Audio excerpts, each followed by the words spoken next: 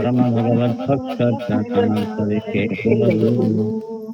ಹರಿಸಿರಿ ವಿರಂಚಿ ಅತಿ ಇರ್ಲಿ ಹೊಸಾದು ಹೇಳ್ಬೇಕು. 21ನೇದು ಆವೇಶಾವತಾರ ಸಂಧಿ. ಇದು ಪ್ರಾರಂಭ ಮಾಡೋಣ. ಇದರಲ್ಲಿ 21 ಅದ ಆವೇಶಾವತಾರ ಸಂಧಿ. ಇದಕ್ಕೆ ಬೃಹತ್ ತಾರತಮ್ಯ, ಅವತಾರ ಬೃಹತ್ ತಾರತಮ್ಯ, ಅಂಶಾವತರಣ ಅಂತ ಅನೇಕ ಹೆಸರುಗಳು. ಪ್ರಧಾನವಾಗಿ ಆವೇಶ ಅವತಾರ ಸಂಧಿ ಅಂತ ಹೆಸರು. ಮೊದಲಿಗೆ ಈ ಸಂಧಿಯಲ್ಲಿ ಏನು ಹೇಳುತ್ತಾರೆ ಎಂಬುದನ್ನು ಮೊದಲಿನಲ್ಲಿ ಹೇಳುತ್ತಾ ಇದ್ದಾರೆ. ಹರಿಸಿರಿಂಚಿ ವಿರಿಂಚಿರ ಮುಖ, ಹರಿಸಿರಿ ವಿರಿಂಚಿರ ಮುಖ, ಹರಿಸಿರಿ ವಿರಂಚಿರ ಮುಖ, ನಿರ್ಜರರ ಆವೇಶಾವತಾರಗಳ, ನಿರ್ಜರರ ಆವೇಶಾವತಾರಗಳ, ನಿರ್ಜರರ ಆವೇಶಾವತಾರಗಳ, ಸ್ಮರಿಸು ಗುಣಗಣ ಸರ್ವಕಾಲದಿ ಭಕ್ತಿ ಪೂರ್ವಕದಿ, ಸ್ಮರಿಸು ಗುಣಗಣ ಸರ್ವಕಾಲದಿ ಭಕ್ತಿ ಪೂರ್ವಕದಿ, ಸ್ಮರಿಸು ಗುಣಗಣ ಸರ್ವಕಾಲದಿ ಭಕ್ತಿ ಪೂರ್ವಕದಿ. ಇಲ್ಲಿ ಏನು ಹೇಳ್ತಾ ಇದ್ದಾರೆ ಅಂದರೆ, ಹರಿ ಸಿರಿ ವಿರಿಂಚಿ ಈರ ಮುಖ ನಿರ್ಜರರ ಆವೇಶ ಅವತಾರಗಳ ಸ್ಮರಿಸು ಗುಣಗಣ ಸರ್ವಕಾಲದಿ ಭಕ್ತಿ ಪೂರ್ವಕದಿ. ಸರ್ವಕಾಲದಿ ಎಲ್ಲ ಕಾಲದಲ್ಲಿಯೂ ಕೂಡ ಭಕ್ತಿಪೂರ್ವಕದಿ, ಭಕ್ತಿಯಿಂದ ಸ್ಮರಿಸು. ಏನು ಸ್ಮರಿಸಬೇಕು ಅಂದರೆ, ಹರಿ ಸಿರಿ ವಿರಿಂಚಿ. ಹರಿ ಅಂದರೆ ಭಗವಂತ, ಸಿರಿ ಅಂತಂದರೆ ಲಕ್ಷ್ಮೀದೇವಿ, ವಿರಿಂಚಿ ಅಂದರೆ ಬ್ರಹ್ಮದೇವರು, ಈರ ಈರ ಅಂದರೆ ವಾಯುದೇವರು, ಮುಖ ಮುಖ ಅಂದರೆ ಇವರೇ ಮೊದಲಾದ ಅಂತ ಅರ್ಥ. ಭಗವಂತ ನಾರಾಯಣ, ಲಕ್ಷ್ಮೀದೇವಿ, ಬ್ರಹ್ಮದೇವರು, ವಾಯುದೇವರು ಇವರೇ ಮೊದಲಾದ ನಿರ್ಜರರ ಅಂದರೆ ದೇವತೆಗಳ, ನಿರ್ಜರರು ಅಂದರೆ ದೇವತೆಗಳು ಅಂತ ಅರ್ಥ. ಭಗವಂತನೇ ಮೊದಲಾದ ದೇವತೆಗಳ ಆವೇಶ ಅವತಾರಗಳ, ಅವರ ಆವೇಶಗಳನ್ನು ಮತ್ತು ಅವತಾರಗಳನ್ನು ಮತ್ತು ಗುಣಗಣ ಅವರ ಗುಣಗಳನ್ನು ಕೂಡ ಸ್ಮರಿಸು ಅಂತ ಅರ್ಥ. ಯಾವ ಸರ್ವಕಾಲದಿ ಎಲ್ಲ ಕಾಲದಲ್ಲಿಯೂ ಕೂಡ ಸ್ಮರಿಸಬೇಕು. ಸ್ಮರಣಕ್ಕೆ ಒಂದು ಕಾಲ ಪ್ರತ್ಯೇಕ ಅಂತಿಲ್ಲ, ನಿಯಮ ಇಲ್ಲ ಅದಕ್ಕೆ. ಸ್ಮರಣಕ್ಕೆ ಜಪಕ್ಕ, ಧ್ಯಾನಕ್ಕ, ಪೂಜೆಗೆ ಇದಕ್ಕೆಲ್ಲ ಒಂದು ಸಮಯ ಇದೆ. ಯಾವ ಸಿಕ್ಕರೆ ಯಾವ ಜಪ ಮಾಡಲಿಕ್ಕಿಲ್ಲ, ಯಾವ ಸಿಕ್ಕರೆ ಯಾವಾಗ ಧ್ಯಾನ ಮಾಡಲಿಕ್ಕಿಲ್ಲ. ಅದಕ್ಕೆ ಕೆಲವು ನಿಯಮಗಳಿವೆ. ಇಲ್ಲೇ ಇಂಥ ಆಸನದಲ್ಲಿ ಕೊಡಬೇಕು, ಈ ದಿಕ್ಕಿಗೆ ಮುಖ ಮಾಡಿ ಕೊಡಬೇಕು, ಇತ್ಯಾದಿಗಳು ನಿಯಮಗಳು ಇರ್ತವೆ. ಆದರೆ ಸ್ಮರಣೆಗೆ ಯಾವ ನಿಯಮವೂ ಇಲ್ಲ. ಯಾವುದೇ ದಿಕ್ಕಲ್ಲಿ ತಿರುಗುವುದು, ಯಾವುದೇ ಅವಸ್ಥೆಯಲ್ಲಿರ್ಬೋದು, ಮೈಲಿಗೆ ಇಲ್ಲ, ಅದಕ್ಕೆ ಒಂದು ವೇಷಧಾರಣೆ ಇಲ್ಲ, ದೇಶಕಾಲಗಳ ನಿರ್ಬಂಧ ಇಲ್ಲ. ಸರ್ವಕಾಲ ಸರ್ವಾವಸ್ಥೆಗಳಲ್ಲಿಯೂ ಕೂಡ ಈ ಸ್ಮರಣೆ ಎಂಬುದು ವಿಹಿತ. ಯಾವಾಗಾದರೂ ಮಾಡಬಹುದು, ಎಲ್ಲಿಯಾದರೂ ಮಾಡಬಹುದು. ಅದಕ್ಕೆ ಸರ್ವಕಾಲದಿ ಅಂತಂದರು. ಆದರೆ ಅದಕ್ಕೆ ಬೇಕಾಗಿದ್ದು ನಿಯಮ ಒಂದೇ ಒಂದು, ಏನು? ಭಕ್ತಿಪೂರ್ವಕದಿ. ಭಕ್ತಿ ಹೊಂದಿದ್ರೆ ಸಾಕು, ಮಿಗತಾ ನಿಯಮ ಯಾವುದು ಬೇಡ. ಮಿಗತಾದಕ್ಕೆ ಭಕ್ತಿ ಪ್ಲಸ್ ನಿಯಮ ಎರಡೂ ಬೇಕು. ಜಪ ಮಾಡಬೇಕು ಅಂತಂದರೆ ಭಕ್ತಿ ಅಂತೂ ಕಾಮನ್, ಎಲ್ಲದಕ್ಕೆ ಇರಲೇಬೇಕು. ಅದಿಲ್ಲದೆ ಹೋದರೆ ಯಾವುದೂ ಫಲ ಕೊಡೋದಿಲ್ಲ. ಭಕ್ತಿ ಅಲ್ಲದೆ ಎಕ್ಸ್ಟ್ರಾ ನಿಯಮಗಳು ಇರ್ತವೆ. ಪೂರ್ವಕ್ಕೆ ಕೊಡಬೇಕು, ಅಥವಾ ಉತ್ತರಕ್ಕೆ ಮುಖ ಮಾಡಿ ಕೊಡಬೇಕು, ಆಸನ ಹಾಕ್ಕೊಂಡೇ ಕೊಡಬೇಕು, ಹಾಗೆ ಜಪ ಮಾಡಲಿಕ್ಕಿಲ್ಲ, ಹೀಗೆ ಅನೇಕ ನಿಯಮಗಳವ. ಆದರೆ ಸ್ಮರಣೆಗೆ ಮಾತ್ರ ಭಕ್ತಿ ಹೊಂದಿದ್ರೆ ಸಾಕು, ಯಾವ ನಿಯಮವೂ ಇಲ್ಲ. ಸ್ಮರಣ, ಕೀರ್ತನ ಇವುಗಳಿಗೆ ಯಾವ ನಿಯಮವೂ ಇಲ್ಲ. ಅದಕ್ಕೆ ಸರ್ವಕಾಲದಿ ಭಕ್ತಿಪೂರ್ವಕದಿ, ಎಲ್ಲ ಕಾಲದಲ್ಲಿಯೂ ಕೂಡ ಭಕ್ತಿಯಿಂದ ಸ್ಮರಣೆ ಮಾಡು. ಏನು ಸ್ಮರಣೆ ಮಾಡಬೇಕು? ಭಗವಂತನ, ಲಕ್ಷ್ಮೀದೇವಿಯ, ಬ್ರಹ್ಮದೇವರ, ವಾಯುದೇವರ ಇವರೇ ಮೊದಲಾದಂತಹ ದೇವತೆಗಳ ಆವೇಶಗಳು ಯಾವುವು, ಅವತಾರಗಳು ಯಾವುವು. ಸೊ ಇದನ್ನು ಸ್ಪಷ್ಟವಾಗಿ ತಿಳ್ಕೊಂಡಿರಬೇಕು. ಅನೇಕ ಕಡೆಗೆ ನಮಗೆ ಬರ್ತಾ ಇರ್ತದೆ ಭಗವಂತನ ಅವತಾರ, ಭಗವಂತನ ಅಂಶ, ಭಗವಂತನ ಆವೇಶ ಅಂತ ಪದಗಳು ಬರ್ತಾ ಇರ್ತವೆ. ಅದಕ್ಕೆ ಏನು ಡಿಫರೆನ್ಸ್ ಏನು ಅಂತ ತಿಳ್ಕೊಂಡಿರಬೇಕು ಚೆನ್ನಾಗಿ. ಆವೇಶ ಅಂದರೆ ಏನು, ಅವತಾರ ಅಂದರೆ ಏನು, ಅಂಶ ಅಂದರೆ ಏನು, ಇವುಗಳನ್ನು ಚೆನ್ನಾಗಿ ತಿಳ್ಕೊಂಡಿರಬೇಕು. ಒಂದಕ್ಕೊಂದಾದರೆ ಪಾಪನೇ ಬಂದು ಹೋಗ್ತದೆ. ಭಗವಂತನ ಅಂಶ ಅಂತಂತಾರೆ, ಭಗವಂತನ ಅವತಾರ ಅಂತಂತಾರೆ. ಅವತಾರ ಅಂತಂದರೆ ಏನು? ಸಾಕ್ಷಾತ್ ಭಗವಂತನೇ ತಾನು ಇಳಿದು ಬಂದಿರುತ್ತಾನೆ, ಪ್ರಕಟನಾಗಿರುತ್ತಾನೆ. ಅದಕ್ಕೆ ಅವತಾರ ಅಂತ ಕರೀತಾರೆ. ರಾಮ, ಕೃಷ್ಣ, ಮತ್ಸ್ಯ, ಕೂರ್ಮ ಇವೆಲ್ಲವೂ ಕೂಡ ಅವತಾರಗಳು. ಅಂದರೆ ಸಾಕ್ಷಾತ್ ಭಗವಂತನ ರೂಪಗಳೇ. ಅವತಾರಕ್ಕೂ ಮೂಲ ರೂಪಕ್ಕೂ ಭೇದ ಇಲ್ಲ. ಅವುಗಳನ್ನು ಅವತಾರ ಅಂತ ಕರೀತಾರೆ. ಜನರ ಉದ್ಧಾರಕ್ಕಾಗಿ ತಾನು ಮತ್ತೊಂದು ರೂಪದಿಂದ ಎಲ್ಲರಿಗೆ ಕಾಣುವಂತೆ ಒಂದು ರೂಪವನ್ನು ಸ್ವೀಕಾರ ಮಾಡಿ ತಾನು ಬರ್ತಾನೆ. ತಂದೆ ತಾಯಿಗಳನ್ನು ನಿಮಿತ್ತ ಮಾಡಿಕೊಂಡು ಬರ್ತಾನೆ, ಅಥವಾ ನಿಮಿತ್ತ ಮಾಡಿಕೊಳ್ಳದೇ ಬರ್ತಾನೆ. ನರಸಿಂಹದೇವರ ಅವತಾರದಲ್ಲಿ ಯಾರನ್ನು ನಿಮಿತ್ತ ಮಾಡಿಕೊಂಡಿಲ್ಲ, ಬರೀ ಕಂಬ ನಿಮಿತ್ತ ಮಾಡಿಕೊಂಡಷ್ಟೇ.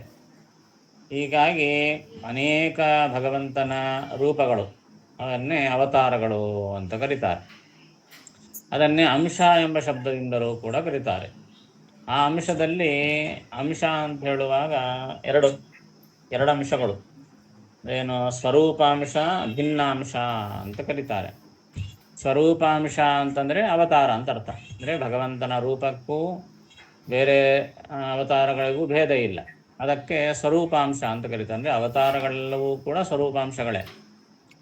ಮತ್ತು ಭಿನ್ನಾಂಶ ಅಂತಂದರೆ ಬೇರೆ ಬೇರೆ ಭಗವಂತನ ವಿಶಿಷ್ಟವಾದಂತಹ ಸನ್ನಿಧಾನ ಇರುವ ಬ್ರಹ್ಮಾದಿ ದೇವತೆಗಳು, ಅವರು ವಿಭಿನ್ನಾಂಶಗಳು ಅಂತ ಕರೀತಾರೆ. ಭಗವಂತನಿಗೂ ಅವರಿಗೂ ಭೇದ ಇದೆ, ಆದರೆ ಒಂದು ವಿಶಿಷ್ಟವಾದಂತಹ ಸನ್ನಿಧಾನದಿಂದ ಅಲ್ಲಿ ಇರ್ತಾನೆ, ಅದಕ್ಕಾಗಿ ಅವರನ್ನು ವಿಭಿನ್ನಾಂಶರು ಅಂತ ಕರೀತಾರೆ. ಹೀಗೆ ಅಂಶ ಎಂಬ ಶಬ್ದವನ್ನು ಪ್ರಯೋಗ ಮಾಡುತ್ತಾರೆ.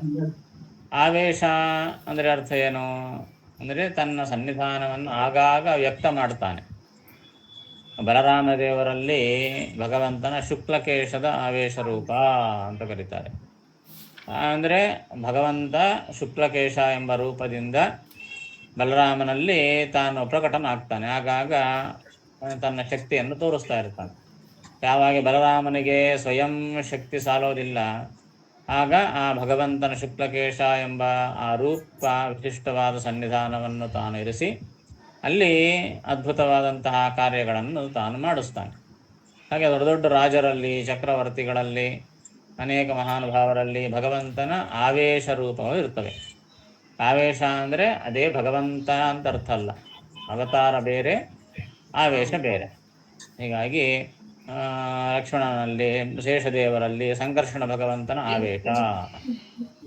ಈಗ ಆವೇಶ ಅಂತಂದರೆ ಆಗಾಗ ಭಗವಂತನ ವಿಶಿಷ್ಟವಾದ ಸನ್ನಿಧಾನ ಅಲ್ಲಿ ಪ್ರಕಟವಾಗ್ತಾ ಇರ್ತದೆ, ವ್ಯಕ್ತವಾಗ್ತಾ ಇರ್ತದೆ, ಅದಕ್ಕೆ ಆವೇಶ ಅಂತ ಕರೀತಾರೆ. ಹೀಗಾಗಿ ಪೃಥುಚಕ್ರ ಭಾಗವತದಲ್ಲಿ ವರ್ಣನೆ ಮಾಡುವಾಗ ಭಗವಂತನ ಮೊದಲನೇ ಸ್ಕಂದದಲ್ಲಿ ಭಗವಂತನ ಅನೇಕ ಅವತಾರಗಳನ್ನು ತಿಳಿಸ್ತಾ ಪೃಥುಚಕ್ರವರ್ತಿ ಮೊದಲಾದ ರೂಪಗಳನ್ನು ಕೂಡ ಹೇಳ್ತಾರೆ. ಅಲ್ಲಿ ನಮಗೇನು ಸಮಾದರೆ ಋತುಚಕ್ರವರ್ತಿಯೇ ಭಗವಂತ ಅಂತ ಸಂಶಯ ಬರ್ತದೆ. ಅದಕ್ಕೆ ಅಲ್ಲಿ ಬರೀತಾರೆ, ಇದು ಆವೇಶಾವತಾರ ಅಂತ ಬರೀತಾರೆ. ಆವೇಶಾವತಾರ ಅಂದರೆ ಅರ್ಥ ಏನು? ಋತುಚಕ್ರವರ್ತಿಯೇ ಭಗವಂತ ಅಂತ ಅರ್ಥ ಅಲ್ಲ. ಋತುಚಕ್ರವರ್ತಿ ಆತ ಒಬ್ಬ ರಾಜ ಅಷ್ಟೇ.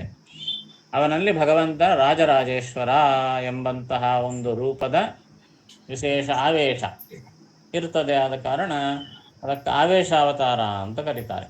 ಮತ್ತು ಆವೇಶ ಅಷ್ಟೇ, ಅಲ್ಲಿ ಸಾಕ್ಷಾತ್ ಅವತಾರ ಅಲ್ಲ, ಸ್ವರೂಪಾಂಶ ಅಲ್ಲ. ಹೀಗೆ ಭಗವಂತನ ಸ್ವರೂಪಾಂಶ ಯಾವುದು, ಅವತಾರ ಯಾವುದು, ಆವೇಶ ಯಾವುದು, ಇದನ್ನು ತಿಳಿದುಕೊಂಡು ಉಪಾಸನೆ ಮಾಡಬೇಕು. ಇಲ್ಲ ಅಂತಂದರೆ ಮಹಾ ಅನರ್ಥನೇ ಆಗ್ತದೆ. ಪೃಥು ಚಕ್ರವರ್ತಿ ಬರೀ ಆವೇಶ, ಅವನು ಸಾಕ್ಷಾತ್ ಭಗವಂತ ಅಂತ ತಿಳ್ಕೊಂಡ್ಬಿಟ್ರೆ ಜೀವನನ್ನು ಭಗವಂತ ಅಂತ ತಿಳ್ಕೊಂಡಂತೆ ಆಗ್ತದೆ, ಮಹಾ ಅನರ್ಥವಾಗ್ತದೆ. ಅದಕ್ಕಾಗಿ ಆ ಆವೇಶಗಳನ್ನು, ಅವತಾರಗಳನ್ನು ಸ್ಪಷ್ಟವಾಗಿ ತಿಳಿದುಕೊಂಡು ಉಪಾಸನೆ ಮಾಡಬೇಕು. ಅದಕ್ಕಾಗಿ ಇಲ್ಲಿ ದಾಸರಾಯರು ಆ ಆವೇಶಾವತಾರಗಳನ್ನು ಚಿಂತನೆ ಮಾಡ್ರಿ. ಭಗವಂತನ ಸ್ಪಷ್ಟವಾದ ಅವತಾರಗಳು ಯಾವುವು, ಆವೇಶಗಳು ಯಾವುವು ಅಂತಂಬುದನ್ನು ತಿಳಿದುಕೊಂಡು ಸ್ಮರಣೆ ಮಾಡ್ರಿ ಎಂಬುದನ್ನು ಹೇಳ್ತಾ ಇದ್ದಾರೆ. ಹರಿ, ಸಿರಿ, ವಿರಿಂಚಿ, ಈರಮುಖ, ನಿರ್ಜರರ, ಹಾಗೆ ಎಲ್ಲ ದೇವತೆಗಳದು ಅಷ್ಟೇ. ಕೆಲವರು ಅವತಾರ ಮಾಡ್ತಾರೆ, ಕೆಲವರು ಆವೇಶ ರೂಪದಿಂದ ಇರ್ತಾರೆ. ಹಾಗಾಗಿ ಅವರ ಆವೇಶಗಳು ಯಾವುದು, ಅವತಾರಗಳು ಯಾವುದು, ಅವುಗಳನ್ನು ಮತ್ತು ಅವರ ಗುಣಗಣಗಳನ್ನು ಕೂಡ ಎಲ್ಲ ಕಾಲದಲ್ಲಿ ಭಕ್ತಿಯಿಂದ ಸ್ಮರಣೆ ಮಾಡಬೇಕು ಅಂತ ಇಲ್ಲಿ ಮೊದಲನೇ ಇದನ್ನೇ ಸಂಧಿ ಸೂಚನ, ಅಂದರೆ ಸಂಧಿಯಲ್ಲಿ ಏನು ಹೇಳ್ತಾ ಇದ್ದಾರೆ ಎಂಬುದನ್ನು ಇದರಲ್ಲಿ ತಿಳಿಸ್ತಾ ಇದ್ದಾರೆ. ಅರ್ಥ ಅರ್ಥ ಆಯ್ತು. ಬರ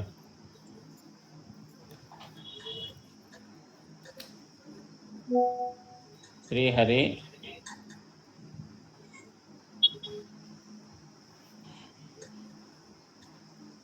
ಲಕ್ಷ್ಮೀದೇವಿ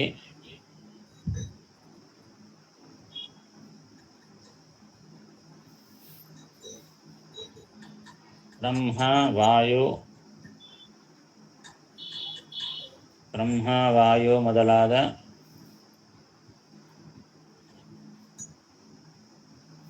ದೇವತೆಗಳ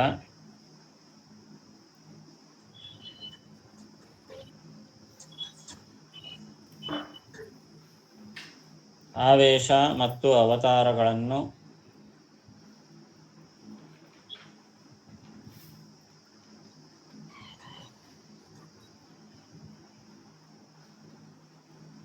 ಗುಣಗಣಗಳನ್ನು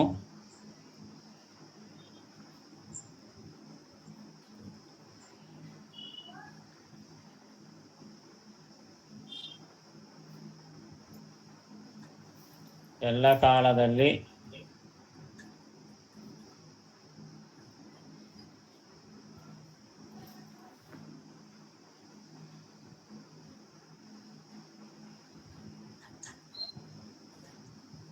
ಭಕ್ತಿಯಿಂದ ಸ್ಮರಿಸು.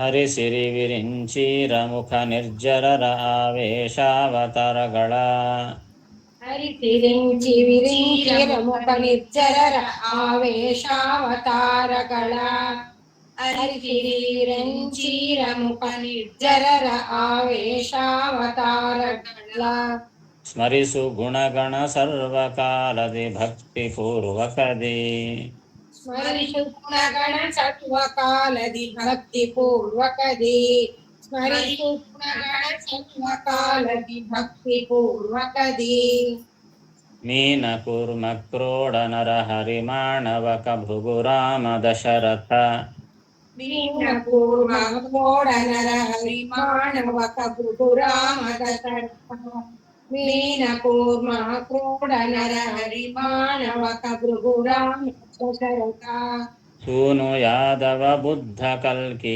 ಕಪಿಲ ವೈಕುಂಠ ಸೂನು ಯಾದವ ಬುದ್ಧ ಕಲ್ಕಿ ಕಪಿಲ ವೈಕುಂಠ ಸೂನು ಯಾದವ ಬುದ್ಧ ಕಲ್ಕಿ ಕಪಿಲ ವೈಕುಂಠ ಶ್ರೀನಿವಾಸನು ವ್ಯಾಸ ಋಷಭಯಾನನ ನಾರಾಯಣಿ ಶ್ರೀನಿವಾಸನು ವ್ಯಾಸ ಋಷಭಯಾನನ ನಾರಾಯಣಿ ಶ್ರೀನಿವಾಸನು ವ್ಯಾಸ ಋಷಭಯಾನನ ನಾರಾಯಣಿ ಹಂಸಾನಿರುದ್ಧ ತ್ರಿವಿಕ್ರಮ ಶ್ರೀಧರ ಹೃಷಿಕೇಶ ಹಂಸಾನಿರುದ್ಧ ತ್ರಿವಿಕ್ರಮ ಶ್ರೀಧರ ಋಷಿಕೇಶ ಹಂಸಾನಿರುದ್ಧ ಶ್ರೀಧರ ಋಷಿಕೇಶ. ಈ ರೀತಿಯಾಗಿ ಭಗವಂತನ ಆವೇಶ ಅವತಾರವನ್ನು ತಿಳ್ಕೋಬೇಕು ಅಂತ ಹೇಳಿ ಭಗವಂತನ ಸಾಕ್ಷಾತ್ ಅವತಾರಗಳು, ಭಗವಂತನ ಸ್ವರೂಪಾಂಶಗಳು ಯಾವುವು ಎಂಬುದನ್ನು ಇಲ್ಲಿ ತಿಳಿಸ್ತಾ ಇದ್ದಾರೆ. ಇವೆಲ್ಲ ಕೂಡ ಭಗವಂತನ ಅವತಾರಗಳೇ, ಸಾಕ್ಷಾತ್ತಾಗಿ ಅವತಾರಗಳೇ, ಇಲ್ಲಿ ಯಾವ ಭೇದವೂ ಇಲ್ಲ. ಮೀನ, ಕೂರ್ಮ, ಕ್ರೋಡ, ನರಹರಿ ದಶಾವತಾರಗಳು. ಮೀನರೂಪ, ಕೂರ್ಮರೂಪ, ಕ್ರೋಡ ಅಂತಂದರೆ ವರಾಹ, ನರಹರಿ ನರಸಿಂಹ, ಮಾಣವಕ ಅಂತಂದರೆ ವಾಮನ, ಭೃಗುರಾಮ ಅಂದರೆ ಪರಶುರಾಮ. ಭೃಗುವಂಶದಲ್ಲಿ ಅವತಾರ ಮಾಡಿದ ಕಾರಣ ಆತಗೆ ಭೃಗುರಾಮ ಅಂತ ಕರೀತಾರೆ. ಅದನ್ನೇ ಭಾರ್ಗವರಾಮ ಅಂತ ಕೂಡ ಕರೀತಾರೆ. ಪರಶುರಾಮ ಅಂತ ಅರ್ಥ.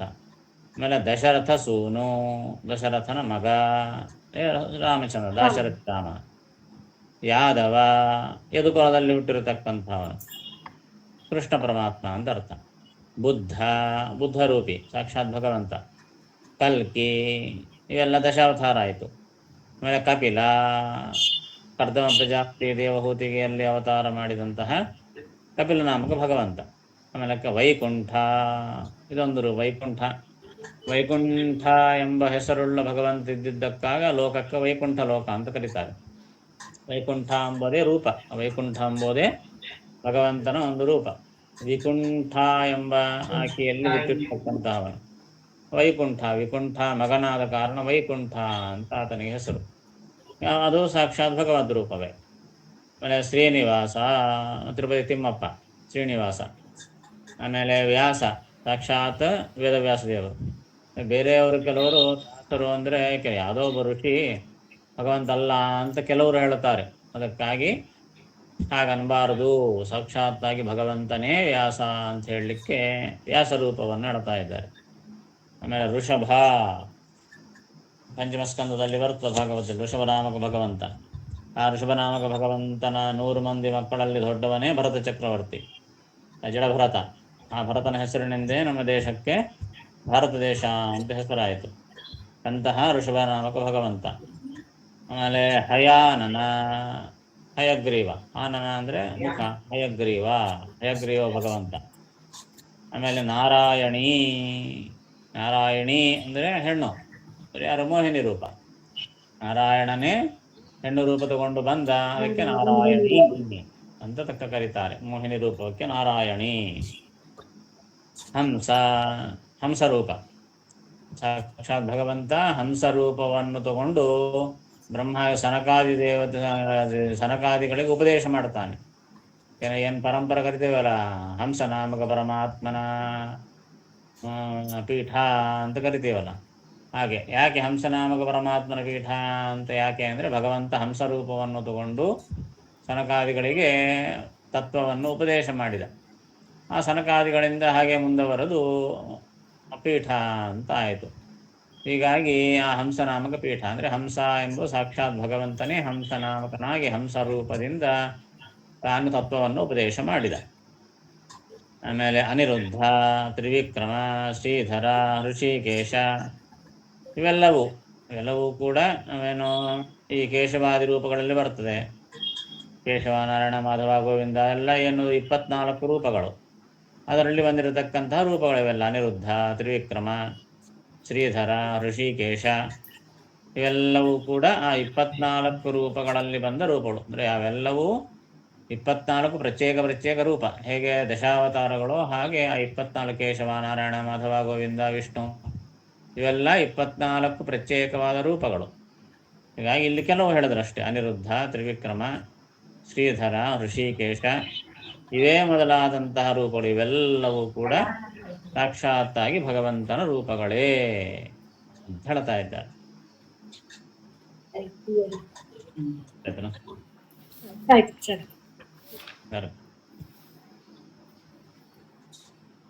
ಮತ್ಸ್ಯ, ಕೂರ್ಮ,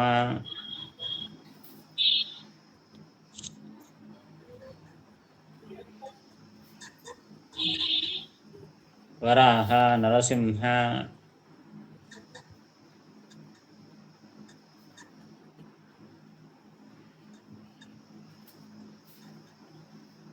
ವಾಮನ, ಪರಶುರಾಮ,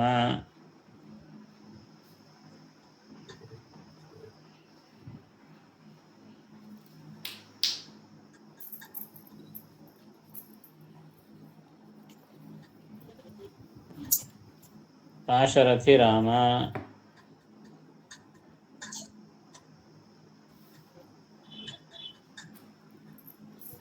ಕೃಷ್ಣ,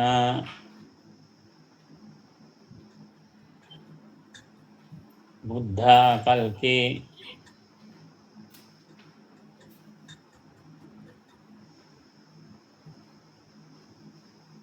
ಕಪಿಲ,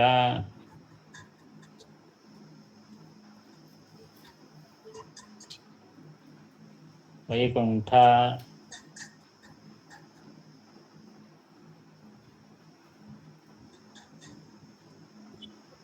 ಶ್ರೀನಿವಾಸ,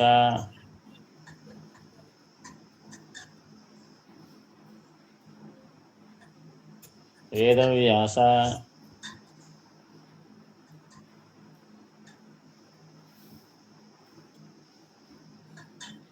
ಋಷಭ,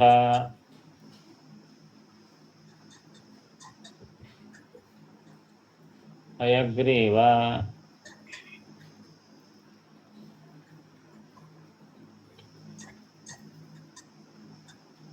ಮೋಹಿನಿ,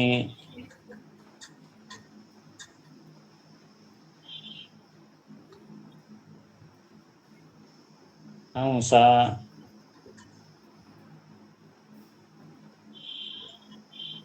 ಅನಿರುದ್ಧ,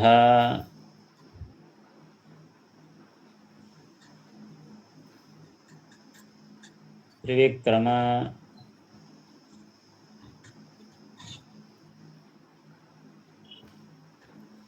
ಶ್ರೀಧರ,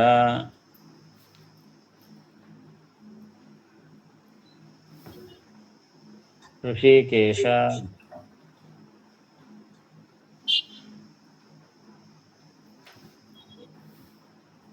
ಇವೆಲ್ಲವೂ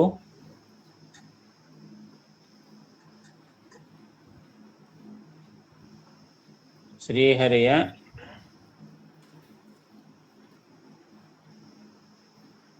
ಸಾಕ್ಷಾತ್ ಅವತಾರಗಳು.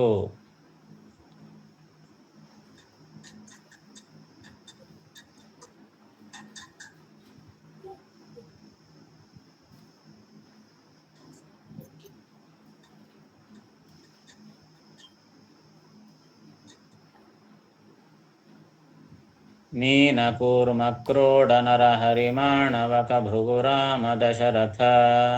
ಮೀನ ಕೂರ್ಮ ಕ್ರೋಡ ನರ ಹರಿಮಾಣವಕ ಭೃಗುರಾಮ ದಶರಥ. ಮೀನ ಕೂರ್ಮ ಕ್ರೋಡ ನರ ಹರಿಮಾಣವಕ ಭೃಗುರಾಮ ದಶರಥ. ಸೂನು ಯಾದವ ಬುದ್ಧ ಕಲ್ಕಿ ಕಪಿಲ ವೈಕುಂಠ. ಸೂನು ಯಾದವ ಬುದ್ಧ ಕಲ್ಕಿ ಕಪಿಲ ವೈಕುಂಠ. ಸೂನು ಯಾದವ ಬುದ್ಧ ಕಲ್ಕಿ ಕಪಿಲ ವೈಕುಂಠ. ಶ್ರೀನಿವಾಸನು ವ್ಯಾಸ ಋಷಭಹಯಾನನ ನಾರಾಯಣಿ. ಶ್ರೀನಿವಾಸನು ವ್ಯಾಸ ಋಷಭಹಯಾನನ ನಾರಾಯಣಿ. ಶ್ರೀನಿವಾಸನು ವ್ಯಾಸ ಋಷಭಹಯಾನನ ನಾರಾಯಣಿ. ಹಂಸಾನಿರುದ್ಧ ತ್ರಿವಿಕ್ರಮ ಶ್ರೀಧರ ಹೃಷಿಕೇಶ. ಹಂಸಾನಿರುದ್ಧ ತ್ರಿವಿಕ್ರಮ ಶ್ರೀಧರ ಹೃಷಿಕೇಶ. ಹಂಸಾನಿರುದ್ಧ ತ್ರಿವಿಕ್ರಮ ಶ್ರೀಧರ ಹೃಷಿಕೇಶ. ಹರಿಯು ನಾರಾಯಣನು ಕೃಷ್ಣ ಸುರಕುಲಾಂತಕ ಸೂರ್ಯ ಸಪ್ರಭಾ. ಹರಿಯು ನಾರಾಯಣನು ಕೃಷ್ಣ ಸುರಕುಲಾಂತಕ ಸೂರ್ಯ ಸಪ್ರಭ. ಹರಿಯು ನಾರಾಯಣನು ಕೃಷ್ಣ ಸುರಕುಲಾಂತಕ ಸೂರ್ಯ ಸಪ್ರಭ. ಕರೆಸುವನು ನಿರ್ದುಷ್ಟ ಸುಖ ಪರಿಪೂರ್ಣತಾನೆಂದು. ಕಲಿಸುವನು ನಿರ್ದುಷ್ಟ ಸುಖ ಪರಿಪೂರ್ಣತಾನೆಂದು. ಕಲಿಸುವನು ನಿರ್ದುಷ್ಟ ಸುಖ ಪರಿಪೂರ್ಣತಾನೆಂದು. ಸರ್ವದೇವೋತ್ತಮನು ಸರ್ವಗ ಪರಮ ಪುರುಷ ಪುರಾತನ. ಸರ್ವದೇವೋತ್ತಮನು ಸರ್ವಗ ಪರಮ ಪುರುಷ ಪುರಾತನ. ಸರ್ವದೇವೋತ್ತಮನು ಸರ್ವಗ ಪರಮ ಪುರುಷ ಪುರಾತನ. ಜರಾ ಮರಣ ವರ್ಜಿತ ವಾಸುದೇವಾದ್ಯಮಿತ ರೂಪಾತ್ಮ. ಜರಾ ಮರಣ ವರ್ಜಿತ ವಾಸುದೇವಾದ್ಯಮಿತ ರೂಪಾತ್ಮ. ಜರಾ ಮರಣ ವರ್ಜಿತ ವಾಸುದೇವಾದ್ಯಮಿತ ರೂಪಾತ್ಮ. ಇನ್ನು ಭಗವಂತನ ಅನಂತ ಅವತಾರಗಳು. ಇಲ್ಲಿ ಹರಿಯು ನಾರಾಯಣನು ಕೃಷ್ಣ. ಹರಿ ನಾರಾಯಣ ಕೃಷ್ಣ ಅಂತ ಮೂರು ರೂಪಗಳಿಂದ ಭಗವಂತ ಅವತಾರ ಮಾಡ್ತಾನೆ. ಇಲ್ಲಿ ಯಮಧರ್ಮರಾಜನಿಗೆ ಮೂರ್ತಿ ಎಂಬ ಹೆಂಡತಿಯಲ್ಲಿ ಮೂರು ರೂಪಗಳಿಂದ ಭಗವಂತ ಅವತಾರ ಮಾಡ್ತಾನೆ. ಭಾಗವತದಲ್ಲಿ ಇದರ ಬಗ್ಗೆ ಹೇಳುತ್ತಾರೆ. ಹಾಗೆ 4 ಜನ ಹುಡ್ತಾರೆ. ಹರಿ, ನಾರಾಯಣ, ಕೃಷ್ಣ, ನರ ಅಂತ 4 ಜನ ಹುಡ್ತಾರೆ ಯಮಧರ್ಮರಾಜನಿಗೆ. ಅದರಲ್ಲಿ ನರ ಎಂಬ ಆತ ಶೇಷದೇವರ ಅವತಾರ ನರ.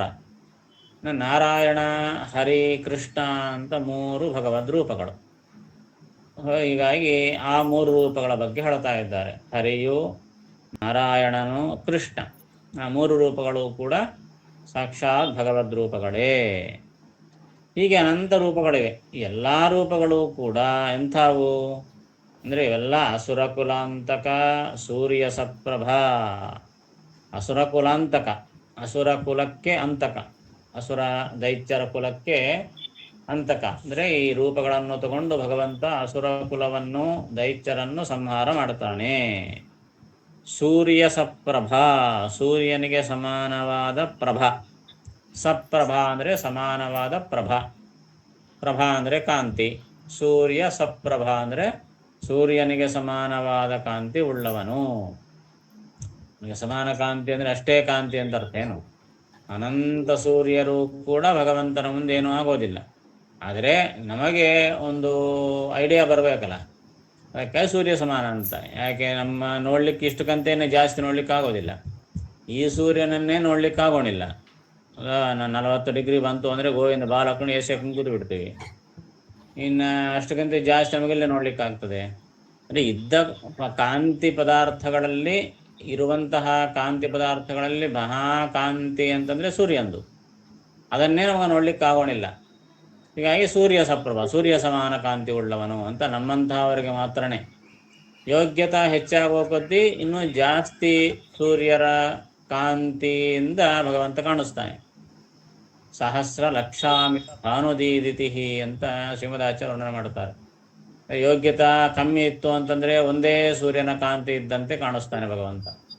ಇನ್ನು ಹೆಚ್ಚಿನ ಯೋಗ್ಯತಾ ಇದ್ದವರಿಗೆ 10 ಸೂರ್ಯರ ಕಾಂತಿ ಇದ್ದಂತೆ, ಇನ್ನೂ ಜಾಸ್ತಿ ಯೋಗ್ಯತಾ ಇದ್ದರೆ 1000 ಸೂರ್ಯರಿದ್ದಂತೆ, ಇನ್ನೂ ಜಾಸ್ತಿ 1,00,000 ಸೂರ್ಯ ಇದ್ದಂತೆ, ಇನ್ನೂ ಜಾಸ್ತಿ ಬ್ರಹ್ಮಾದಿಗಳಿಗೆ ಅನಂತ ಸೂರ್ಯರ ಕಾಂತಿ ಇದ್ದಂತೆ ಕಾಣಿಸ್ತದಂತೆ.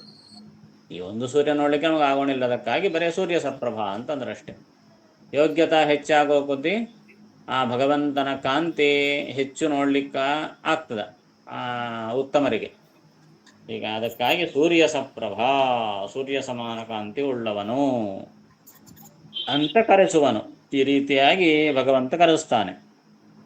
ಮತ್ತು ನಿರ್ದುಷ್ಟ ಸುಖ ಪರಿಪೂರ್ಣ ತಾನೆಂದು, ತಾನು ಯಾವಾಗಲೂ ಕೂಡ ನಿರ್ದಿಷ್ಟವಾದ ಸುಖದಿಂದ ಪರಿಪೂರ್ಣನಾದವನು.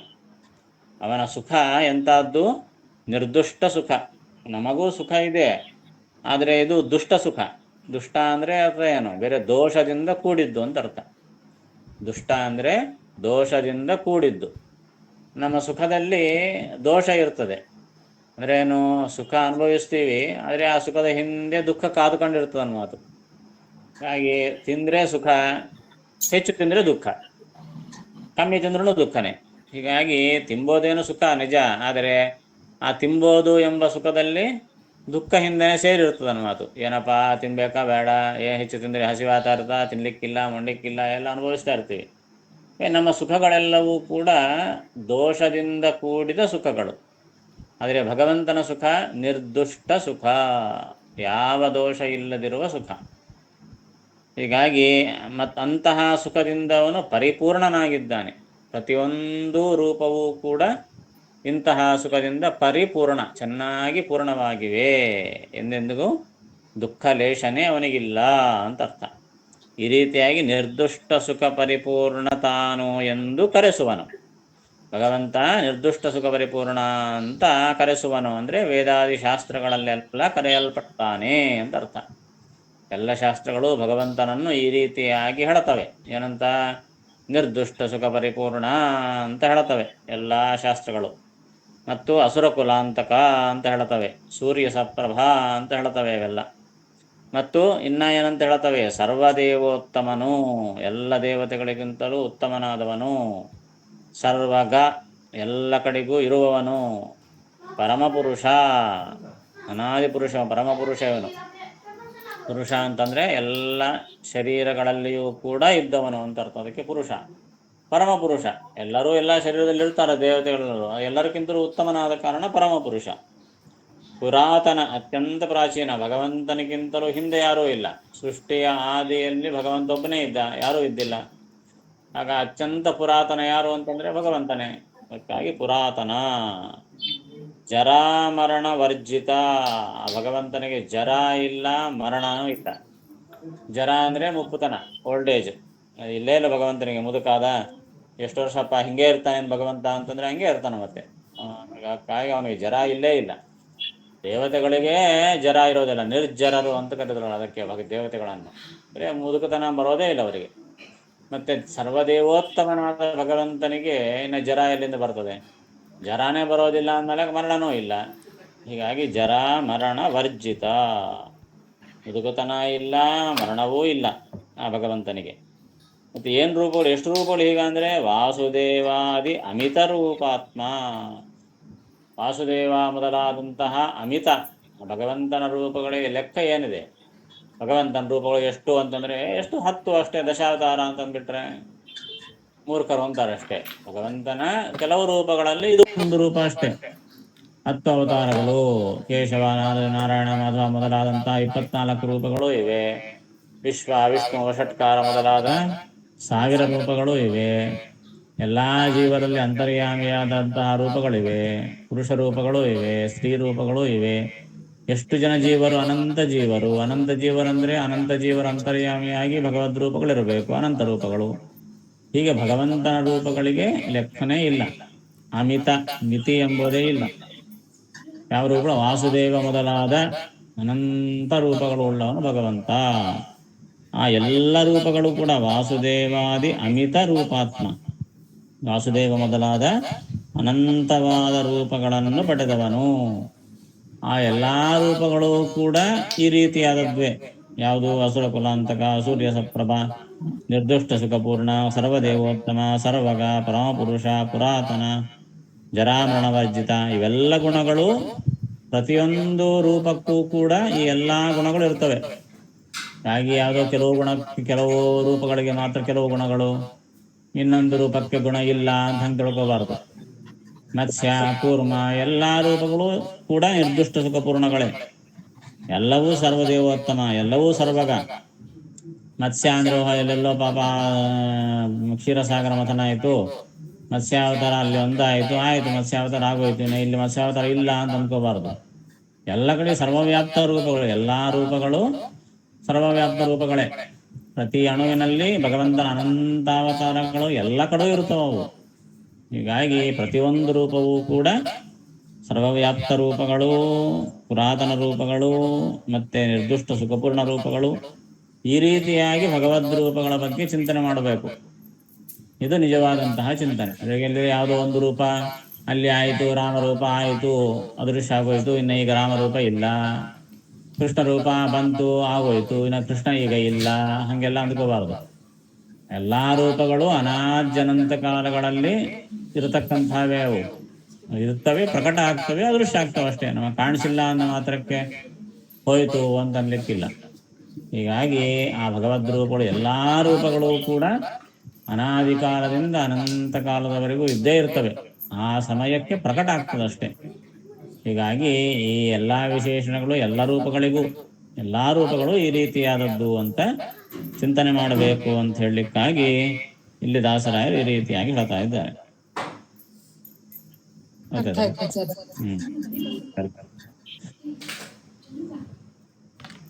ಹರಿ ನಾರಾಯಣ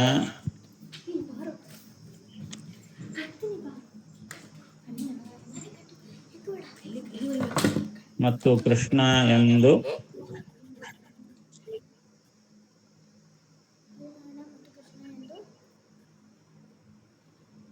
ಮೂರು ರೂಪಗಳಿಂದ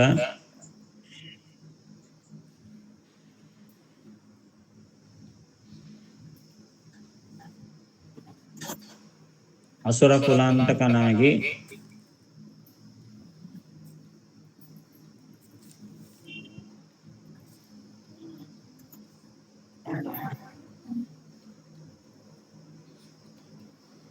ಸೂರ್ಯ ಸಮಾನ ಕಾಂತಿ ಉಳ್ಳವನಾಗಿ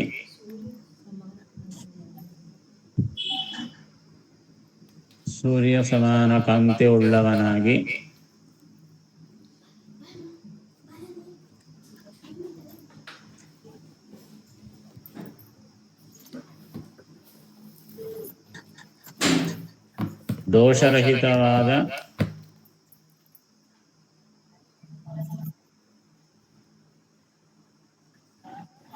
ಸುಖದಿಂದ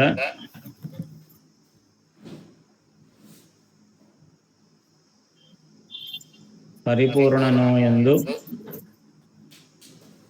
ದೋಷರಹಿತವಾದ ಸುಖದಿಂದ ಪರಿಪೂರ್ಣ ಎಂದು ಕರೆಸುವನು.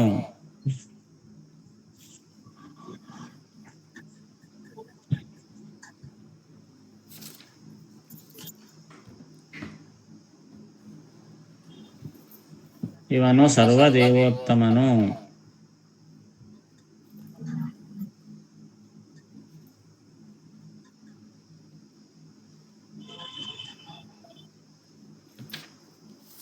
ಎಲ್ಲ ಕಡೆಗೂ ವ್ಯಾಪ್ತನು.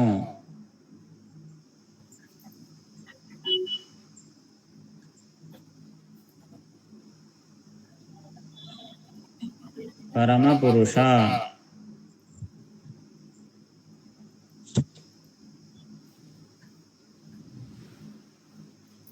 ಪುರಾತನನು.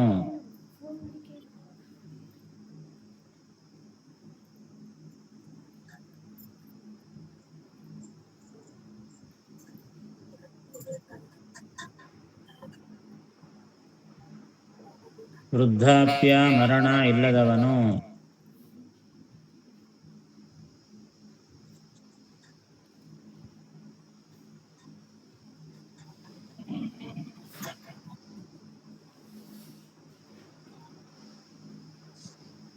ವಾಸುದೇವ ಮೊದಲಾದ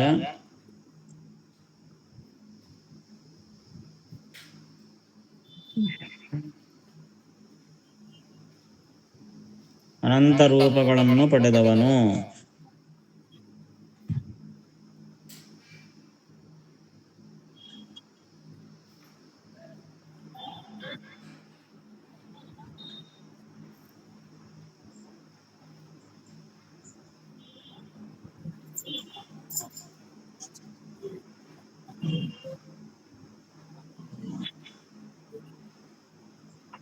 ಹರಿಯು ನಾರಾಯಣನು ಕೃಷ್ಣ ಸುರಕುಲಾಂತಕ ಸೂರ್ಯ ಸಪ್ರಭಾ.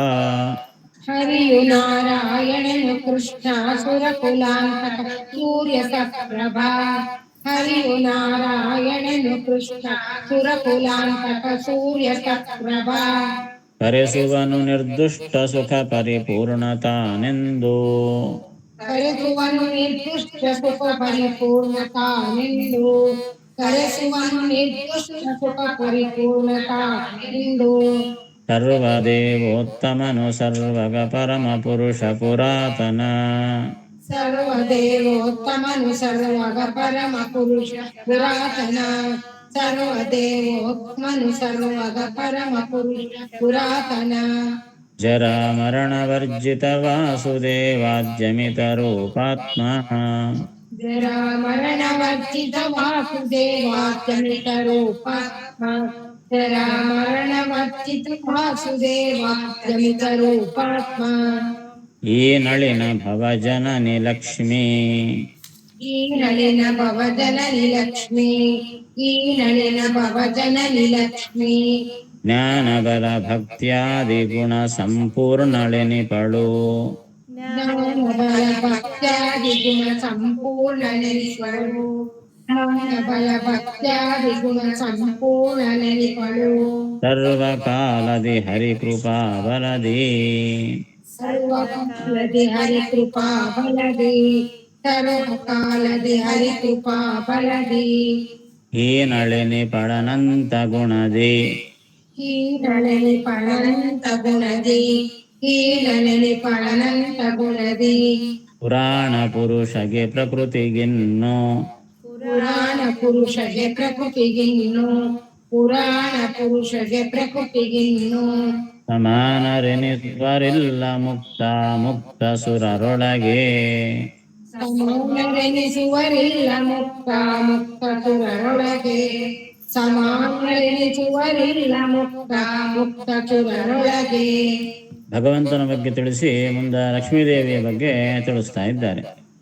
ಮಹಾಲಕ್ಷ್ಮಿಯ ಮಹಿಮೆ ಅಂತಹದ್ದು ಅಂದರೆ ಈ ನಳಿನ ಭವ ಜನನಿ ಲಕ್ಷ್ಮೀ. ಈ ಲಕ್ಷ್ಮೀದೇವಿ ಯಾರು ಅಂದರೆ ಈ ನಳಿನ ಭವ ಜನನಿ. ನಳಿನ ಭವ, ನಳಿನ ಅಂತಂದರೆ ಕಮಲ, ನಳಿನ ಭವ ಅಂದರೆ ಕಮಲದಲ್ಲಿ ಹುಟ್ಟಿದವನು ಅಂದರೆ ಬ್ರಹ್ಮದೇವರು. ಆ ಬ್ರಹ್ಮದೇವರಿಗೆ ಜನನಿ. ಯಾವ ಎಲ್ಲ ಜಗತ್ತನ್ನು ಸೃಷ್ಟಿ ಮಾಡಿದವನು ಅಂತ ಬ್ರಹ್ಮದೇವರನ್ನು ಹೇಳುತ್ತಾರಲ್ಲ, ಅಂಥ ಬ್ರಹ್ಮದೇವರನ್ನೇ ಹುಟ್ಟಿಸಿದಂಥ ಮಹಾತಾಯಿ ಲಕ್ಷ್ಮೀದೇವಿ. ಈ ನಳಿನ ಭವ ಜನನಿ ಲಕ್ಷ್ಮೀ. ಅಂತಹ ಬ್ರಹ್ಮದೇವರ ತಾಯಿಯಾದ ಲಕ್ಷ್ಮೀದೇವಿ ಎಂಥಾಕಿ ಅಂದರೆ ಜ್ಞಾನ ಬಲ ಭಕ್ತಿಯಾದಿ ಗುಣ ಸಂಪೂರ್ಣಳು ಎನಿಪಳು. ಆಕೆ ಜ್ಞಾನ ಬಲ ಭಕ್ತಿ ಆದಿ ಇವೇ ಮೊದಲಾದಂತಹ ಗುಣಗಳಿಂದ ಸಂಪೂರ್ಣಳೆನಿಪಳು. ಯಾವ ಗುಣಕ್ಕೂ ಕಡಿಮೆ ಇಲ್ಲ ಲಕ್ಷ್ಮೀದೇವಿಯಲ್ಲಿ. ಜ್ಞಾನ ಪರಿಪೂರ್ಣವಾಗಿದೆ, ಬಲ ಪರಿಪೂರ್ಣವಾಗಿದೆ, ಭಕ್ತಿ ಪರಿಪೂರ್ಣವಾಗಿದೆ. ಹೀಗೆ ಇವೇ ಮೊದಲಾದಂತಹ ಸದ್ಗುಣಗಳಿಂದ ಸಂಪೂರ್ಣಳಾಗಿದ್ದಾಳೆ ಲಕ್ಷ್ಮೀದೇವಿ. ಕೆಲವು ಕಾಲದಲ್ಲಿ ಇರ್ತವೆ, ಆಮೇಲೆ ಕೆಲವು ಕಾಲದಲ್ಲಿ ಹೋಯಿತು, ಇನ್ನು ಸ್ವಲ್ಪ ಜಾಸ್ತಿ ಆಯಿತು, ಹಿಂದೆ ಭಾಳ ಕಮ್ಮಿ ಇತ್ತು, ಈಗ ಜಾಸ್ತಿ ಆಯಿತು, ಹಂಗೇನಿಲ್ಲ. ಅದಕ್ಕೆ ಸರ್ವಕಾಲದಿ ಅಂತಂದ್ರು. ಎಲ್ಲ ಕಾಲದಲ್ಲಿಯೂ, ಅನಂತ ಕಾಲದ ಹಿಂದೆ ಅಷ್ಟೇ, ಅನಂತ ಕಾಲದ ಮುಂದೂ ಅಷ್ಟೇ, ಲಕ್ಷ್ಮೀದೇವಿಗೆ ಎಂದೆಂದಿಗೂ ಕೂಡ ಆ ಜ್ಞಾನ ಬಲ ಭಕ್ತ್ಯಾದಿಗಳು ಕಡಿಮೆ ಆಗೋದೇ ಇಲ್ಲ. ಸಂಪೂರ್ಣವಾಗಿರ್ತವೆ ಈ ಗುಣಗಳೆಲ್ಲವೂ ಕೂಡ. ಹೆಂಗಿರ್ತದಪ್ಪ ಅಂತಂದ್ರೆ ಹರಿಕೃಪಾ ಬಲದಿ, ಶ್ರೀಹರಿಯ ಕೃಪೆ ಅಷ್ಟಿದೆ ಆಕೆಯ ಮೇಲೆ. ಹರಿಕೃಪಾ ಬಲದಿಂದ, ಆ ಭಗವಂತನ ಅನುಗ್ರಹದ ಬಲದಿಂದ ಲಕ್ಷ್ಮೀದೇವಿಯಲ್ಲಿ ಎಲ್ಲ ಗುಣಗಳು ಪರಿಪೂರ್ಣವಾಗಿರುತ್ತವೆ. ಪರಿಪೂರ್ಣವಾಗಿರ್ತವೆ ಅಂತಂದ್ರೆ ಹಾಗಾದ್ರೆ ಭಗವಂತನಿಗೆ ಸಮಾನಳಾಗಿಬಿಟ್ರಲ್ಲ ಲಕ್ಷ್ಮೀದೇವಿ ಅಂತಂದ್ರೆ. ಅದಕ್ಕೆ ಹೀನಳೆನಿಪಳು ಅನಂತ ಗುಣದಿ. ಹಿಂದೆ ಹೇಳಿದಂತೆ ಲಕ್ಷ್ಮೀದೇವಿ ಅಷ್ಟು ಉತ್ತಮಳಾದರೂ ಕೂಡ ಭಗವಂತನ ಜೊತೆಗೆ ಕಂಪೇರ್ ಮಾಡಿಕೊಂಡ್ರೆ ಅನಂತ ಗುಣದಿಂದ ಹೀನಳು. ಹೀನಳು ಅಂದ್ರೆ ಕಡಿಮೆ ಅಂತ ಅರ್ಥ. ಅನಂತ ಗುಣದಿಂದ ಕಡಿಮೆ ಭಗವಂತನಿಗೆ. ಹೀಗಾಗಿ ಲಕ್ಷ್ಮೀದೇವಿಯ ನಮ್ಮನ್ನು ಕಂಪೇರ್ ಮಾಡ್ಕೊಂಡ್ರೆ ಅನಂತ ಗುಣಗಳು ಲಕ್ಷ್ಮೀದೇವಿಗೆ, ಆದರೆ ಭಗವಂತನನ್ನು ಕಂಪೇರ್ ಮಾಡ್ಕೊಂಡ್ರೆ ಅನಂತ ಗುಣಗಳು ಕಡಿಮೆ. ಹೀಗಾಗಿ ಹೀನಳೆನಿಪಳು ಅನಂತ ಗುಣದಿ. ಯಾರಿಗೆ? ಪುರಾಣ ಪುರುಷಗೆ. ಪುರಾಣ ಪುರುಷನಾದಂತಹ, ಪುರಾಣ ಪುರುಷ ಅಂತಂದ್ರೆ ಎರಡರ್ಥ. ಪುರಾಣಗಳಲ್ಲಿ ಹೇಳಿದಂತಹ ಪುರುಷ ಅಂತ ಒಂದು, ಪುರಾಣ ಅಂದ್ರೆ ಪುರಾತನ ಅಂತ ಅರ್ಥ, ಪ್ರಾಚೀನ, ಅತ್ಯಂತ ಪುರಾತನ ಅಂತ ಹಿಂದೆ ಹೇಳಿರಲ್ಲ ಭಗವಂತ. ಪುರಾತನ, ಪುರಾತನ ಅಂದ್ರು ಪುರಾಣ ಅಂದ್ರು ಒಂದೇ ಅರ್ಥ, ಹಳೆಯದು ಅಂತ ಅರ್ಥ. ಹೀಗಾಗಿ ಅದಕ್ಕೆ ಪುರಾಣ ಹೇಳ್ತಾರೆ ಅಂದ್ರೆ ಅರ್ಥ ಏನು? ಈಗ ಹೊಸದೇ ಹೇಳ್ತಾರಲ್ಲ, ಹಳೆಯದೇ ಹೇಳೋದು ಅಂತ ಅರ್ಥ ಅಷ್ಟೇ. ಪುರಾಣ ಹೇಳ್ತಾರೆ ಅಂದ್ರೆ ಹಳೆಯದೇ ಹೇಳೋದು, ಹೊಸದೇನು ಹೇಳೋದಿಲ್ಲ. ಆ ಹಳೆಯದನ್ನೇ ಹೊಸದಾಗಿ ಹೇಳ್ತಾರೆ ಅನ್ನೋದು. ಹೀಗೆ ಪುರಾಣ ಪುರುಷ ಅಂದ್ರೆ ಪುರಾತನ ಪುರುಷ, ಅತ್ಯಂತ ಪ್ರಾಚೀನನಾದ ಪುರುಷ. ಅಂತಹ ಪುರಾಣ ಪುರುಷನಾದ ಭಗವಂತನಿಗೆ ಈ ಲಕ್ಷ್ಮೀದೇವಿ ಅನಂತ ಗುಣದಿಂದ ಕಡಿಮೆಯಾಗಿರ್ತಾಳೆ. ಆದರೆ ಆಕೆಯ ಯೋಗ್ಯತೆಗೆ ಅನುಗುಣವಾಗಿ ಜ್ಞಾನಭಕ್ತ್ಯಾದಿ ಗುಣಗಳಿಂದ ಪರಿಪೂರ್ಣನಾಗಿರ್ತಾಳೆ. ಪ್ರಕೃತಿಗೆ ಇನ್ನೂ ಸಮಾನರೆನಿಸುವರಿಲ್ಲ. ಆ ಲಕ್ಷ್ಮೀದೇವಿಗೆ ಪ್ರಕೃತಿ ಅಂತ ಹೆಸರು. ಯಾಕೆ? ಈ ಪ್ರಕೃತಿಯನ್ನೆಲ್ಲ ನಿಯಮನ ಮಾಡ್ತಾಳೆ, ಈ ಪ್ರಕೃತಿಗೆ ಅಭಿಮಾನಿ ದೇವತೆಯಾಗಿದ್ದಾಳೆ. ಅದಕ್ಕಾಗಿ ಲಕ್ಷ್ಮೀದೇವಿಗೆ ಪ್ರಕೃತಿ ಅಂತ ಹೆಸರು. ಪ್ರಕೃತಿಗೆ ಅಂದ್ರೆ ಲಕ್ಷ್ಮೀದೇವಿಗೆ ಇನ್ನೂ ಸಮಾನರೆನಿಸುವರು ಇಲ್ಲ. ಇನ್ನು ಲಕ್ಷ್ಮೀದೇವಿಗೆ ಸಮಾನ ಅಂತ ಯಾರೂ ಇಲ್ಲ. ಈಗೆಲ್ಲರಿ ಇನ್ನು ಯಾರೋ ಮುಂದೆ ಮುಕ್ತರಾಗಿ ಆ ಮುಕ್ತರಾದಂತಹ ಅವರಲ್ಲಿ ಯಾರಾದರೂ ಸಮಾನರಿದ್ದಾರೇನು? ಸಂಸಾರದಲ್ಲಿ ಇಲ್ಲಪ್ಪ. ಮೋಕ್ಷದಲ್ಲಿ ಯಾರಾದರೂ ಲಕ್ಷ್ಮೀದೇವಿಗೆ ಸಮಾನರಾದವರು ಇದ್ದಾರೇನು ಅಂತಂದ್ರೆ ಮುಕ್ತ ಸುರರೊಳಗೆ, ಮುಕ್ತರಲ್ಲಿಯೂ ಅಮುಕ್ತರಲ್ಲಿಯೂ, ಮುಕ್ತರಾದ ಸುರರು ಅಮುಕ್ತರಾದ ಸುರರು ಯಾರನ್ನು ನೋಡಿದರೂ ಕೂಡ ಯಾರೂ ಕೂಡ ಆ ಪ್ರಕೃತಿಗೆ ಲಕ್ಷ್ಮೀದೇವಿಗೆ ಸಮಾನರಾದವರು ಇಲ್ಲೇ ಇಲ್ಲ. ಮುಕ್ತ ದೇವತೆಗಳಲ್ಲಿ ಯಾರಲ್ಲಿಯೂ ಕೂಡ ಲಕ್ಷ್ಮೀದೇವಿಗೆ ಸಮಾನರಾದವರು ಯಾರೂ ಇಲ್ಲ. ಇದು ಲಕ್ಷ್ಮೀದೇವಿಯ ಮಹಾಮಹಿಮೆ. ಅಂದ್ರೆ ಭಗವಂತನಾದ ಕೂಡಲೇ ನೆಕ್ಸ್ಟ್ ಸ್ಟೆಪ್ಪೇ ಎರಡನೇ ಕಕ್ಷದಲ್ಲೇ ಲಕ್ಷ್ಮೀದೇವಿ ಇದ್ದಾಳೆ, ಯಾರಿಲ್ಲ. ಹೀಗಾಗಿ ಒಂದನೇ ಕಕ್ಷ ಭಗವಂತ, ಅಲ್ಲಿ ಯಾರಿಲ್ಲ, ಒಬ್ಬನೇ. ಎರಡನೇ ಕಕ್ಷದಲ್ಲಿ ಲಕ್ಷ್ಮೀದೇವಿ, ಅಲ್ಲಿ ಆಕೆ ಒಬ್ಬಾಕೆ, ಇನ್ನೊಬ್ಬರು ಯಾರಿಲ್ಲ. ಮೂರನೇ ಕಕ್ಷದಿಂದ ಬೇರೆಯವರು ಬರ್ತಾರೆ. ಬ್ರಹ್ಮ ಅಂದ್ರೆ ವಾಯುದೇವರು ಕೂಡ ಬಂದರು. ಈ ಕನಿಷ್ಠ ಪಕ್ಷ ಅಲ್ಲಿ ಇಬ್ಬರಾದರೂ ಇದ್ದಾರೆ. ಅದು ಒಂದೇ ರುಜುಗಣ ಅಂತ ಒಂದೇ ಅಂತ ಇಟ್ಕೊಂಡ್ರು ಕೂಡ ವಾಯು ಬ್ರಹ್ಮರು ಸಮಾನರು ಅಂತಾದರೂ ಇರುತ್ತಾರೆ. ಆದರೆ ಮೊದಲನೇ ಕಕ್ಷ ಎರಡನೇ ಕಕ್ಷ ಅಲ್ಲಿ ಸಮಾನರಾದವರು ಯಾರೂ ಇಲ್ಲ. ಮೊದಲನೇ ಕಕ್ಷದಲ್ಲಿ ಇನ್ನೊಬ್ರು ಯಾರಾದರೂ ಎರಡನೇ ಕಕ್ಷದಿಂದ ಹೋಗಿ ಮೊದಲನೇ ಕಕ್ಷದಲ್ಲಿ ಕೂತ್ಕೊಳ್ತಾರೇನೋ? ಕೂಡೋದಿಲ್ಲ. ಮೂರನೇ ಕಕ್ಷದಿಂದ ಹಾರಿ ಹೋಗಿ ಎರಡನೇ ಕಕ್ಷದಲ್ಲಿ ಯಾರು ಕೂತ್ಕೊಂತಾರೇನೋ? ಯಾರು ಕೂಡೋದಿಲ್ಲ. ಅದರಲ್ಲಿ ಅವರವರೇ ಇರ್ತಾರೆ ಹೊರತು ಯೋಗ್ಯತಾ ಎಂದೆಂದಿಗೂ ಹೆಚ್ಚು ಕಡಿಮೆ ಆಗೋದಿಲ್ಲ. ಎರಡನೇ ಕಕ್ಷದಲ್ಲಿ ಅಂದರೆ ಭಗವಂತನಾದ ಮೇಲಕ್ಕೆ ಸ್ಥಾನನೇ ಲಕ್ಷ್ಮೀದೇವಿ ಅಂತಂದರೆ ಎಂತಹ ಉತ್ತಮವಾದಂತಹ ಸ್ಥಾನ ಇದೆ ಎಂಬುದನ್ನು ಇಲ್ಲಿ ತಿಳಿಸ್ತಾ ಇದ್ದಾರೆ. ಅರ್ಥ ಆಯ್ತು ಸರ್. ಬರಬಹುದು.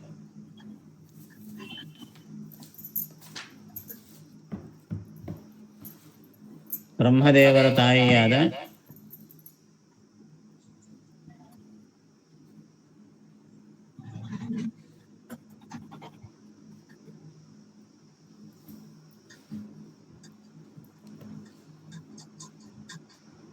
ಲಕ್ಷ್ಮೀದೇವಿ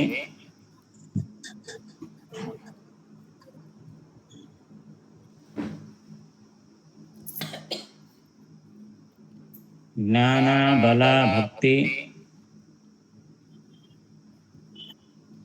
ಜ್ಞಾನ, ಬಲ, ಭಕ್ತಿ ಮೊದಲಾದ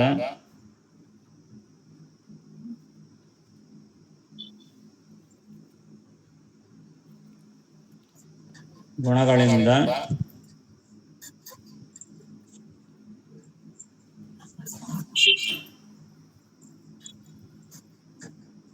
ಎಲ್ಲ ಕಾಲದಲ್ಲೂ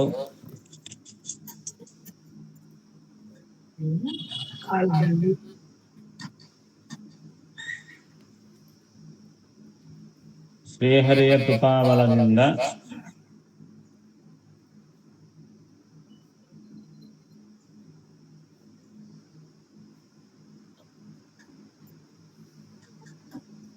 ಪರಿಪೂರ್ಣಲಾಗಿದ್ದಾಳೆ.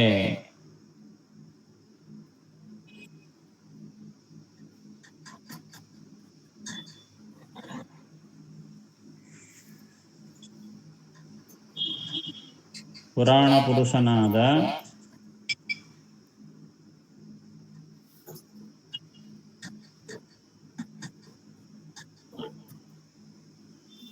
ಶ್ರೀಹರಿಗೆ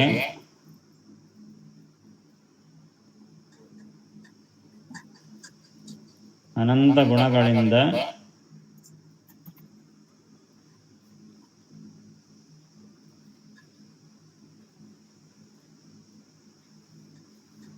ಕಡಿಮೆಯಾಗಿದ್ದಾಳೆ.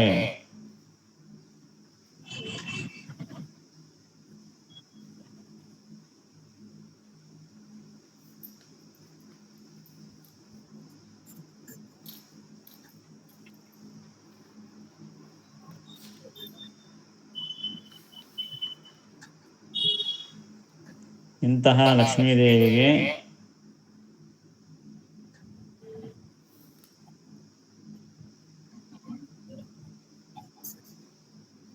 ಸಮಾನರಾದವರು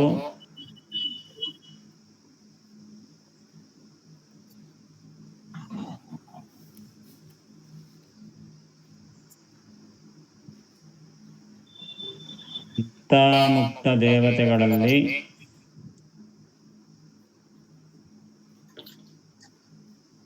ಮುಕ್ತ ದೇವತೆಗಳಲ್ಲಿ ಯಾರೂ ಇಲ್ಲ.